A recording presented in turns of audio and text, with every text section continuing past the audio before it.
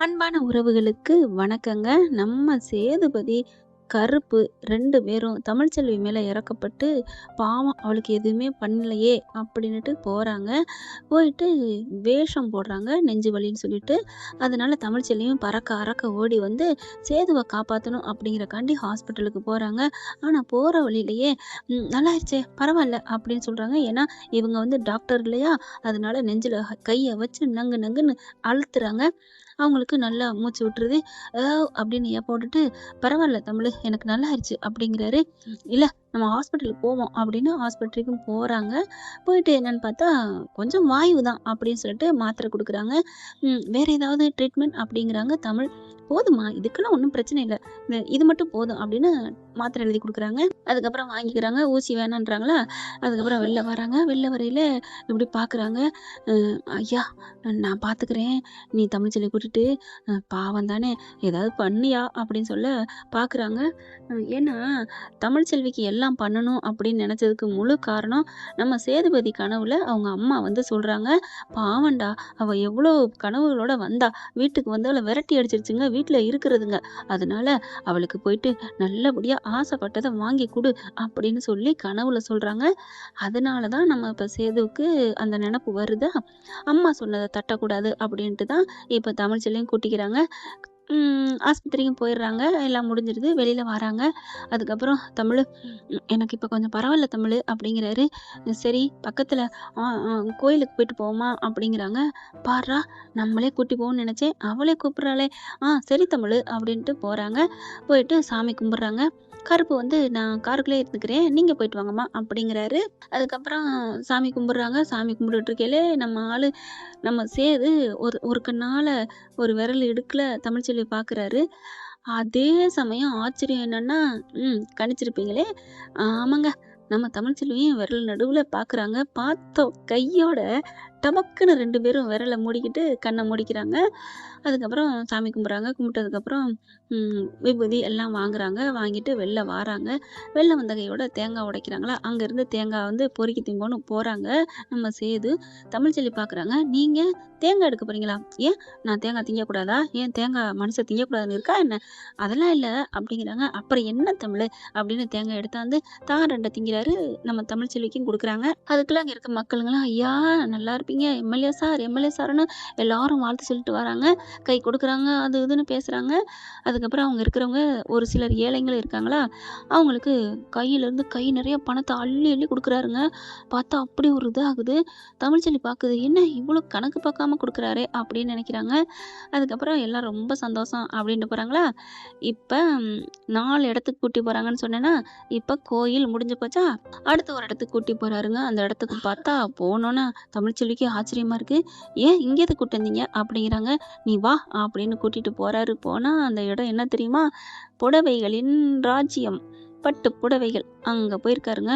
போனா, "எதுக்கு? ஏன் இங்க கூட்டு வந்திருக்கீங்க?" அதெல்லாம் முடியாது. நீ வந்து பிறந்த நாள் பேபி. அதனால உனக்காக நான் வாங்கி தர்றேன்." "ஏங்க பிறந்த நாளே போயிருச்சு. அப்புறம் என்ன?" "அதெல்லாம் முடியாதே." "போனா என்ன? நான் வாங்கி தர்றேன்" அப்படின்னு சொல்லிட்டு உள்ளார போறாங்க. "இல்ல வேணாம்" அப்படிங்கிறாங்க. "இங்க பாரு தமிழு ப்ளீஸ் எனக்காக, என் அம்மாவுக்காக" அப்படிங்கிறாங்க. வேற வழி இல்ல. ஏன்னா இவரே ஏற்கனவே ஹார்ட் பேஷண்டா இருக்காரா, அடிக்கடி இவர் என்ன பண்றாரு, "அம்மா, அம்மான்னு" நெஞ்சில கை வைக்கிறாங்க. அதனால இவங்க பயந்துட்டு சரி அப்படின்றாங்களா. பார்த்தா புடவைய பார்த்தீங்கன்னா வெறும் காஸ்ட்லியானதா எடுக்குறாரு.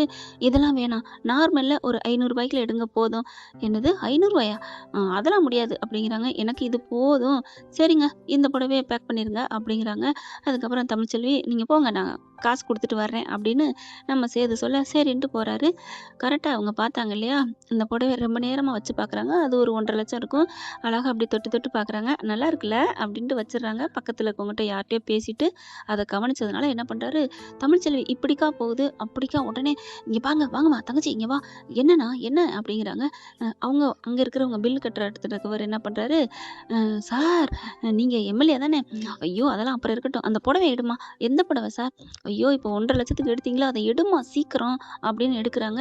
"எவ்வளோம்மா பில்ல போடுங்க." டக்கு டக்குன்னு எடுக்க, அதான் அதான்" அப்படின்னு சொல்லிட்டு வேக வேகமா எடுத்து பேக்கப் பண்ணி காசையும் குடுத்துட்டு வேக வேகமா வராருங்க. பைய எடுத்துட்டு வராங்க. தமிழ்ச்செல்வி, "என்ன இன்னும் காணோம்?" அப்படின்னு வர ஸ்டெப் எடுக்குறாங்க. வந்துடுறாரு. "ஏன் இவ்வளோ லேட்டு?"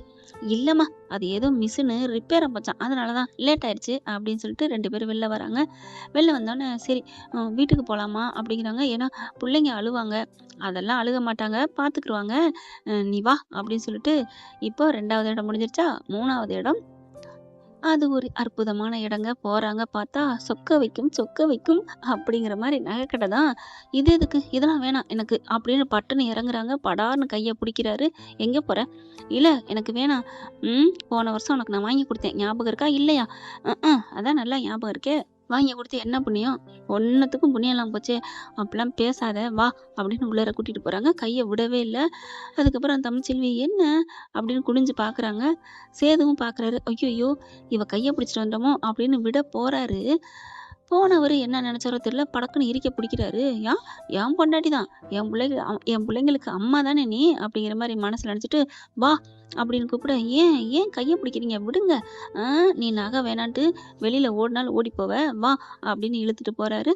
போயிட்டு நகை கடையில போய் நிக்கிறாங்க. இங்க பாருங்க, நல்லதா ஒரு செயின் எடுங்க அப்படிங்கிறாங்க. செயினா? ஐய்யய்யோ! நகை விக்கிற விலைக்கு செயின் வேணாம். இது தமிழ்ச்செல்வி. நீ சும்மா இரு. ஒண்ணுமே சொல்லக்கூடாது. நீ பேசாம இருக்கணும். நான் வாங்குறேன், ஏதோ பண்றேன் அப்படின்னு சொல்லிட்டு அப்படி பார்க்குறாங்க. இதுல ஏதாவது உனக்கு பிடிச்சிருக்கா சொல்லு. அப்படின்னு ஒரு நகைய மட்டும் பார்க்குறாங்க. இதெல்லாம் எதுக்கு? எனக்கு தேவையில்ல. எனக்கு பிடிச்சிருந்தா நான் கேட்கலாம். நான்லாம் எதுவும் கேட்கல அப்படின்னு திரும்புறாங்க. ஆனா அவங்க கண்ணு அந்த திரும்பையில அந்த செயினையே பார்த்துட்டு திரும்ப, அப்போ இந்த செயின் இவளுக்கு பிடிச்சிருக்கு. வாங்குறாங்க. அத எடுத்து பார்க்குறாங்க. என்ன ஆச்சரியம்! அந்த செயின்ல தாலிக்கொடி இருக்குங்க. ஏங்க இது இது அப்படிங்கிறாரு சேது. அது தாலி செயின் தான். இதே குடுத்துருங்களேன் அப்படிங்கிறாங்க. சரின்னு சொல்லிட்டு ஏன் எதுன்னு கூட கேட்கலங்க. அப்படியே வாங்கிடுறாருங்க. 10 பவுன் நகைய வாங்கி பேக்கப் பண்றாங்க. அடுத்து பார்த்தா மோதிரம் அப்படின்னு 2 மோதிரம் வாங்குறாங்க. ஐய்யய்யோ! அவ்வளோ ஒரு சந்தோஷம் சேதுவுக்கு. வாங்கி குடுக்குறதுல அப்படி ஒரு ஆனந்தம். கொலுசு வாங்குறாங்க. எல்லாம் வாங்கிக்கிட்டு பாப்பாக்கும் வாங்குறாங்க. வாங்கிட்டு வெளில வராங்க. நம்ம தமிழ்ச்செல்வி ஃபோன வச்சுக்கிட்டு வெளியில உட்காந்துருக்கு. அதாவது அந்த ஹால்ல. வெளில வந்த கையோட காசையும் குடுத்துடுறாரு. தமிழ்ச்செல்வி அப்படிங்கிறாங்க. என்ன?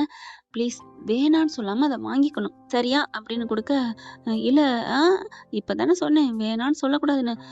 இல்ல எனக்கு எனக்கு இங்க பார் இந்த மேலாவுல இருக்க பாக்ஸு நம்ம பாப்பாவுக்கு. மீனாட்சி பாப்பாவுக்கு அப்படிங்கிறாங்க. அ மீனாட்சிக்கு வேணா நான் வாங்கிக்கிறேன். சரி ஓகே வச்சுக்கோ அப்படின்னு சொல்லிட்டு இன்னொரு பைய எடுத்து அப்படியே தான் வச்சுக்கிறாருங்க. பார்த்தா உங்களுக்கெல்லாம் ஒரு சர்ப்ரைஸ் என்ன தெரியுமா ஃப்ரெண்ட்? அந்த பையில ஒண்ணுமே இல்லங்க. மீனாட்சிக்குன்னு சொல்லி குடுக்குறாரு பாருங்க. அதுல தாங்க எல்லாமே இருக்கு. தமிழ்ச்செல்வி வாங்கிக்கிறாங்க மீனாட்சிக்குன்னு சொன்னோனே. வெளியில வரும்போதே, "சார், சார், சார் இருங்க சார்" அப்படின்னு கரெக்ட்டா பார்த்தீங்கன்னா, ஃப்ரூட் மிக்சர கொண்டாந்து குடுக்குறாங்க. நல்லா ஒரு பெருசா. "ஐயோ! எதுக்கு? வேணாம்" அப்படிங்கிறாங்க. "அட குடும்மா" அப்படின்னு வாங்கி தமிழ்ச்செல்விட்ட குடுக்குறாங்க. "குடி, சாப்பிடு சூப்பரா இருக்கும்" அப்படிங்கிறாங்க. "இல்ல எனக்கு வேணாம்." மேடம் சாப்பிடுங்க மேடம். சூப்பரா இருக்கும் எங்க கடையில. சார் நெறைய வாட்டி குடிச்சிருக்காங்க. அதனால தான் வாங்கி குடுக்குறாங்க" அப்படின்னு சொல்லிட்டு 2யும் குடுக்குறாங்க. இல்ல எனக்கு தலைவலி. அட பரவால்ல காஃபி, டீ வந்துரும். நீ சாப்பிடு உட்காரு அப்படின்னு புடிச்சு சேர்ல உட்கார வைக்கிறாரு நம்ம ஐயா, நம்ம தலைவரு. அதுக்கப்புறம் வேற வழி இல்ல. கைய புடிச்சு ஷோல்டர புடிச்சு உட்கார வைக்கிறாருங்க. தமிழ்ச்செல்விக்கே ஒண்ணும் புரியலங்க. ஆச்சரியமா இருக்கு. எல்லாத்துக்குமே எசன்ஸ் குடுக்குறாங்க. அதுக்கு காரணம் என்ன அப்படின்னா, "நீ ஒண்ணுமே பண்ண முடியாதுடி" அப்படின்னு ஐஸ்வர்யா சவால் விட்டாங்க இல்லையா? அந்த சவாலுக்கு பண்ணி காமிக்கிறேன்டி அப்படின்னு நிரூபிக்கிற மாரி இப்ப கொஞ்சம் எசஞ்சு குடுக்குறாங்கங்க.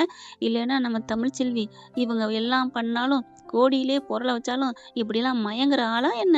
மசிய மாட்டாங்க தானே!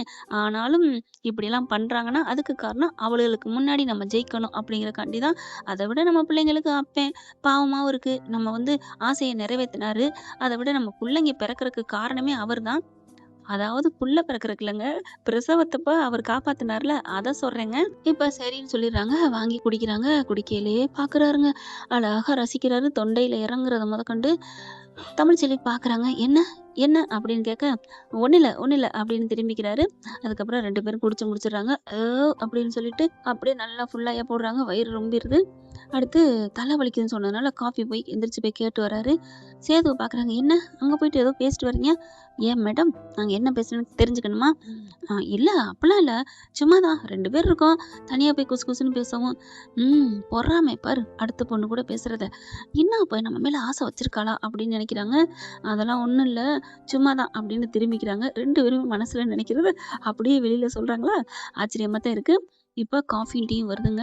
தமிழ்ச்செல்விட்ட கூப்பிட்டு குடுக்குறாரு. "இந்தா காஃபி குடி" அப்படிங்கிறாங்க. "எதுக்கு? நீ தானே தலைவலிக்குதுன்னு சொன்ன. குடி" ஐயோ! இதெல்லாம் குடிச்சா வயிறு ரொம்பிருமே! பரவால்ல குடி. இதுல என்ன இருக்கு? ஹோட்டல்ல போய் சாப்பிட சொல்லலாம்னு நெனச்சேன். வயிறு ரொம்பிருச்சுன்னு சொன்னேன்." அப்படிங்கிறாரு. ஐயய்யோ! அடுத்து சாப்பாடு வேறயா? "அதெல்லாம் எனக்கு வேணாம்ப்பா" அப்படிங்கிறாங்க. "சரி, சரி உடு" அப்படின்னு சொல்லிட்டு காஃபிய குடிச்சு முடிக்கிறாங்க. அடுத்து "இன்னும் ஒரு இடம் இருக்கு பாக்கி" அப்படிங்கிறாரு. "என்ன இடம்?" அப்படின்னு தமிழ்ச்செல்வி கேட்குறாங்க. "வா கூட்டு போறேன். வேற எதுவும் எனக்கு வேணாங்க" அப்படிங்கிறாங்க. "அதான் எல்லாத்தையும் வாங்கிக்கிட்டியேடி." வேணாங்க, வேணாங்கன்னு சொல்லிட்டு எல்லாத்தையும் வாங்கியாச்சு. இப்ப போறாங்க 2 பேரும். போராடி "எங்கேவா இருக்கோம்? ஏங்க சொல்லுங்களேன் எங்கே போறோம்?" அப்படிங்கிறாங்க. ஏன்னா வண்டி ஓட்டு போகையில கருப்பு வந்து எஸ் ஆயிடுறாரு. "நீ மாப்பிள நீ மட்டும் போன்னு" சொல்லிட்டு சாவிய குடுத்துட்டு, அதனால இவரே தாங்க கூட்டு போறாரு. கரெக்ட்டா பார்த்தீங்கன்னா, போய் இறங்குன கையோட தமிழ்ச்செல்விக்கு தூக்கி வாரி போடுது. அடடா! இந்த இடத்துக்கு கூட்டு வந்திருக்காரே! அப்படியே வாவ்ன்னு வாய பொளக்குறாங்க.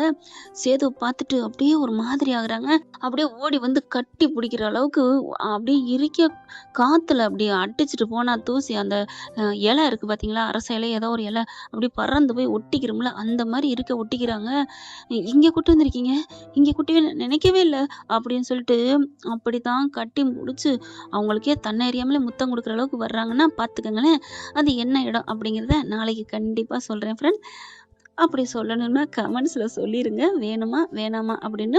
இந்த பதிவு உங்களுக்கு பிடிச்சிருந்துச்சுன்னா உங்க பொண்ணான கையால ஒரு லைக்க போட்டு சப்ஸ்கிரைப் பண்ணி ஆதரவு குடுங்க. அன்பு உறவுகளே! Thank you friends. இந்த வீடியோ உங்களுக்கு பிடிச்சிருந்தா தயவு செய்து லைக் பண்ணுங்க. இன்னும் அப்டேட்ஸ்க்காக சேனலை சப்ஸ்கிரைப் பண்ண மறக்காதீங்க. நம்ம கிட்ட இருக்க எல்லா சேனல்ஸோட லேட்டஸ்ட் வீடியோ அப்டேட்ஸ்க்காக மேல ரைட் சைடுல காட்டுற லிங்கை கிளிக் பண்ணி வாட்ஸ்அப் குரூப்ல ஜாயின் பண்ணுங்க. உங்களிடம் விடைபெறுவது நான் உங்கள் மெஹர்.